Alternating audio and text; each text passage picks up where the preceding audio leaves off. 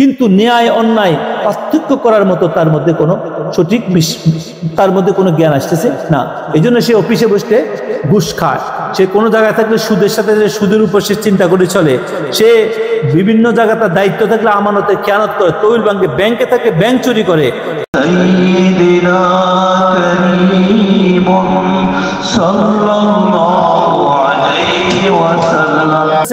যদিও নবী করিম সাল্লাল্লাহু আলাইহি ওয়াসাল্লাম প্রত্যেক নরনারীর জন্য এলেম অর্জন করা ফরজ ঘোষণা করছেন, তলাবুল ইলমি ফারিদাতুন আলা কুল্লি মুসলিমি ওয়া মুসলিমাত বলছে। তো সেখানে আমরা সেই এলেম না শিখার কারণে, এলেমকে আমরা না জানার কারণে, আমরা আমাদের জ্ঞান অনুযায়ী আমরা ইসলামকে মূল্যায়ন করার কারণেই আজকে আমাদের এই সুন্দর ধর্ম, শান্তির ধর্ম ইসলামের মধ্যে আমরা কোনো শান্তি খুঁজে পাচ্ছি না। আল্লাহ পাক রব্বুল আলামিন কোরআনে কারীমের মধ্যে বলতেছেন, ইউতিল হিকমাতা মান ইয়াশা ওয়া মান ইউতাল হিকমাতা ফাকাদ উতিয়া খায়রান কাসীরা ওয়া মা ইয়াযাক্কারু ইল্লা উলুল আলবাব।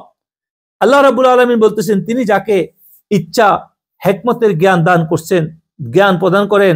যাকে জ্ঞান প্রদত্ত হয় বলেছে সে নিশ্চয়ই প্রচুর কল্যাণ লাভ করে। জ্ঞানবান লোক ব্যতীত এটা কেউ বুঝতে পারে না, অন্তর থেকে বুঝতে পারে না।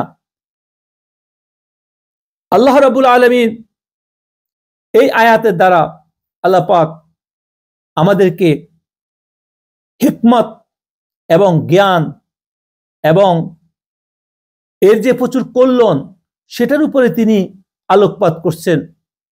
কিন্তু বর্তমানে সত্য বলতে কোনো দ্বিধা নাই, আমরা যারা অতি অল্প সংখ্যক লোকের ভিতরে ধর্মীয় জ্ঞান আহরণের প্রচেষ্টা আছে বর্তমান সময়ে, লেখাপড়া, জ্ঞান অর্জন করা, মাদ্রাসায় পড়া, ডিগ্রি অর্জন করা, দ্বীনি কিতাব পড়া, এগুলা সব কিছু আমার হযরতে ফকির মুজাদ্দিদ রহমতুল্লাহ আলাইহি বলতেছেন, এগুলার মূল উদ্দেশ্য হয়ে গেল খাওয়া বাসা, আরামের অধিক্য, আরামদায়ক জিন্দেগি লাভ করার জন্য ছাড়া অন্য কোনো কাজে এটাকে আমরা ব্যবহার করতেছি না।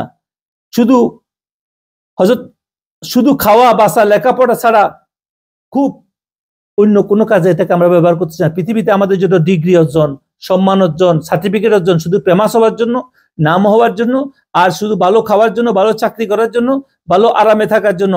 নবী করিম সাল্লাল্লাহু আলাইহি ওয়াসাল্লাম যেখানে যেই জ্ঞান অর্জন করার জন্য জোর দিয়েছেন সেই দিকে আমাদের কোনো খেয়াল নাই। আমরা ধর্ম বিবর্জিত জ্ঞান, যারা প্রচুর আর্লি টাকা কামান যায়, রাতারাতি দুনিয়াতে তো বড় লোক হওয়া যায়, সেটা হারাম হোক হালাল হোক, সে মিক্সিং না চিন্তার কারণে, এলেম না থাকার কারণে আমরা কি করতেছি, দুনিয়াতে শুধু নিজেরা ভালো খাওয়ার জন্য, নিজেদের বউ বাচ্চাদেরকে পরিবারকে খুশি রাখার জন্য এবং আমরা ভোগ করার জন্য, এই মতলবে আমরা শুধু অর্জন করতেছি কিভাবে আমরা অনেক করতে পারি, অনেক কামাইতে পারি। তো তিনি বলতেছেন এখন দেখা যায় অনেকে অনেক বড় বড় ডিগ্রি অর্জন করি, অনেক পয়সা কামাইতেছে, অনেক কিছুর মালিক, কোম্পানির মালিক, অনেক বড় সেক্টরের বড় অফিসার, বড় কিছু হয়েছে। তো তার এটার দ্বারা কি হচ্ছে, সে শুধু তার পরিবার বউ পালন করতেছে আর ভোগের মধ্যে আছে, সে শুধু আনন্দিত হইতেছে, গাড়ি বাড়ি সম্পদ করতেছে, ভোগের মধ্যে আছে। আর কিন্তু ন্যায় অন্যায় পার্থক্য করার মতো তার মধ্যে কোনো সঠিক তার মধ্যে কোনো জ্ঞান আসতেছে না। এই জন্য সে অফিসে বসে ঘুষ খায়। সে কোনো জায়গায় থাকলে সুদের সাথে সুদের উপর সে চিন্তা করে চলে।